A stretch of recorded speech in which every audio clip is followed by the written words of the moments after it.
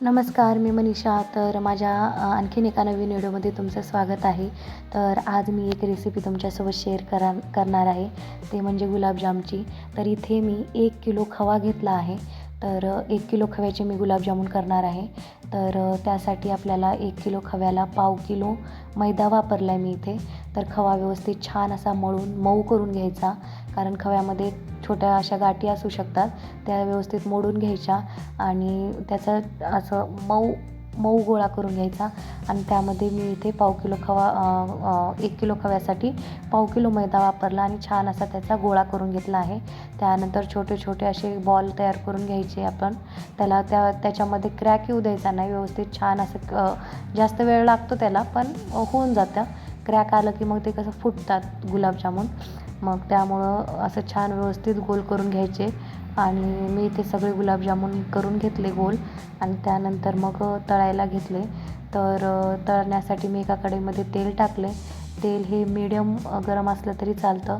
तेल गरम झाले की नाही व्यवस्थित आधी चेक करून घेतलं आणि त्यानंतर त्यामध्ये गुलाबजामुन टाकून व्यवस्थित छान असे गोल्डन ब्राऊन तळून घेतले.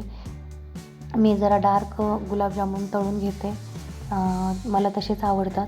तर तुम्ही ते पाहू शकता, कलर मी छान असा गोल्डन ब्राऊन म्हणजे जास्तच असं लालसर तळून घेतलेत.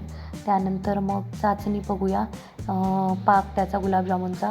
तर त्यासाठी मी 2 ग्लास साखर 2 ग्लास पाणी आणि 4 ग्लास साखर असं घेतलं होतं. तर 2 ग्लास पाण्यामध्ये 4 ग्लास साखर टाकून घेतली आहे मी इथे. तर तुम्ही ग्लास माझा पाहू शकता, मी दाखवला आहे. तर त्याला व्यवस्थित छान असं ढवळून घ्यायचं आणि साखरेमध्ये खूप घाण होती आणि तुम्ही पाहू शकता. तर ती घाण काढून घेण्यासाठी त्याच्यामध्ये दूध टाकायचं. दूध टाकल्यानंतर त्याची सगळी घाण मळी निघून जाते आणि स्वच्छ असा पाक तयार होतो.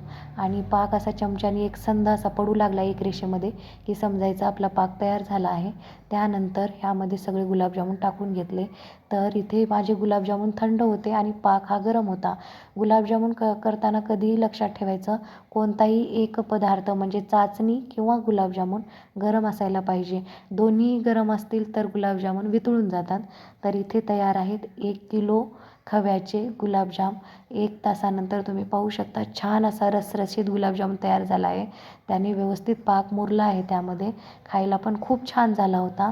आणि तर तुम्हाला कशी वाटली माझी रेसिपी, प्लीज मला कमेंटमध्ये कळवा. Thank you for watching. बाय.